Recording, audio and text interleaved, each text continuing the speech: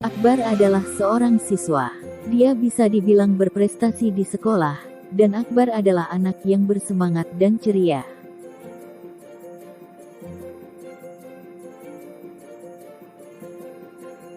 Namun setelah kematian pacarnya yang kecelakaan, perilakunya berubah. Dia lebih sering terlihat murung, menyendiri, dan sering menangis tanpa sebab. Dilihat dari permasalahan yang dihadapi oleh Akbar, maka dapat dilakukannya konseling individu untuk memberikan alternatif bantuan kepada konseli mengenai kesulitan belajar akibat rasa mindernya. Dalam permasalahan ini saya menggunakan teknik konseling dengan menekankan pada pendekatan RET, Rational Emotive Therapy. Opening pembukaan. Assalamualaikum Pak. Waalaikumsalam, Akbar silahkan duduk. Jam pelajaran apa ini?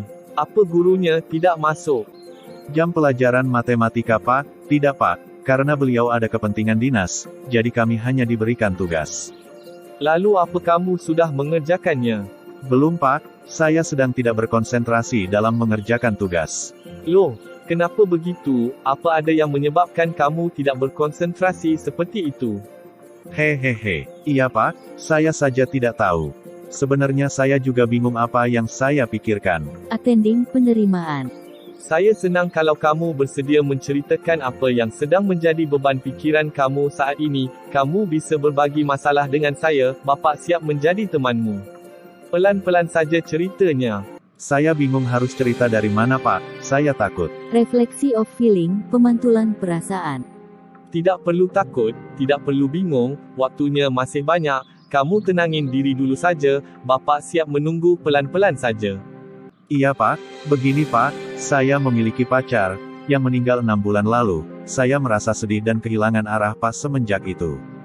Bapak memahami perasaan Akbar. Ungkapkan pelan-pelan saja. Pacar saya meninggal saat akan menjemput saya di sekolah Pak, dan kejadiannya tepat di depan mata saya. Saya merasa menyesal, kenapa harus memintanya menjemput?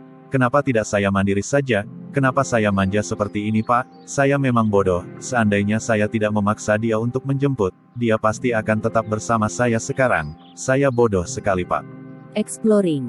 Bapak sangat memahami perasaan Akbar, terus apa lagi yang Akbar rasakan? Padahal saya sangat menyayangi dia Pak, tapi malah saya yang mencelakakannya.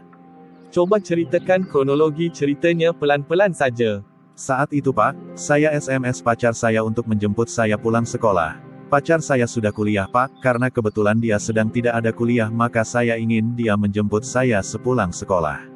Setelah bel sekolah berbunyi, saya langsung keluar kelas dan menunggunya di gerbang sekolah. Baru 5 menit saya di situ, saya melihat tabrakan hebat Pak, antara bis dan motor milik pacar saya. Saya langsung berlari dan menangis histeris Pak. Ambulans datang dan membawa pacar saya ke rumah sakit, tapi itu tidak menolongnya. Pacar saya meninggal Pak.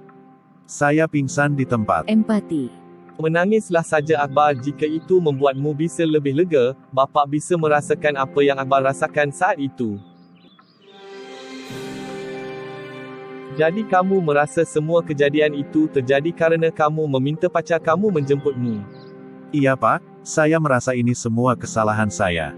Saya berpikir saya juga harus mati untuk menebus kesalahan saya ini. Rejection, penolakan.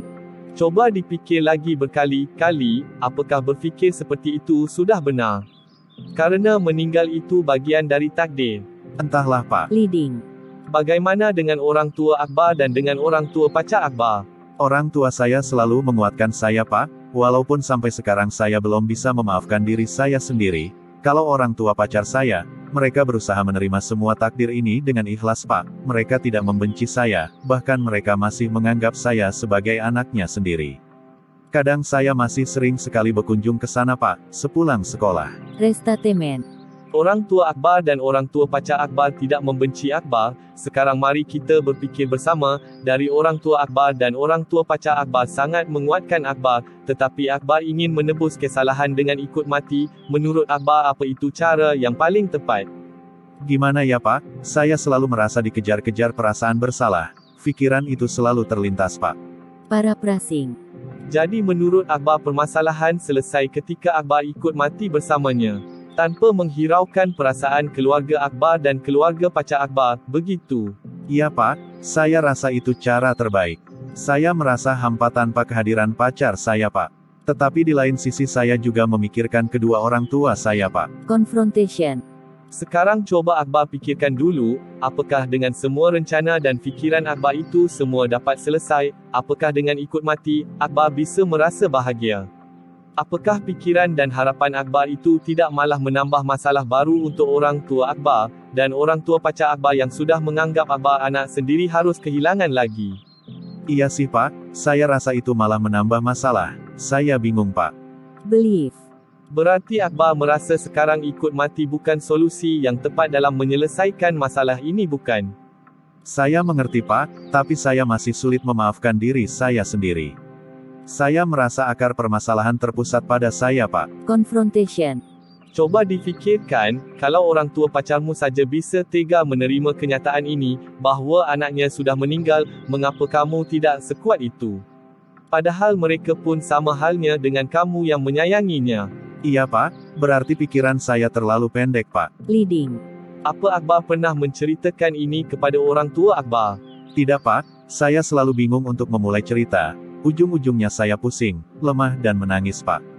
Sekarang apa perasaan Akbar setelah bercerita meluapkan yang Akbar pendam sendiri selama ini? Perasaan saya jadi sedikit lega dan saya merasa tercerahkan akan jalan pikiran saya yang pendek ini, Pak. Baguslah kalau kamu merasa sudah lebih baik sekarang.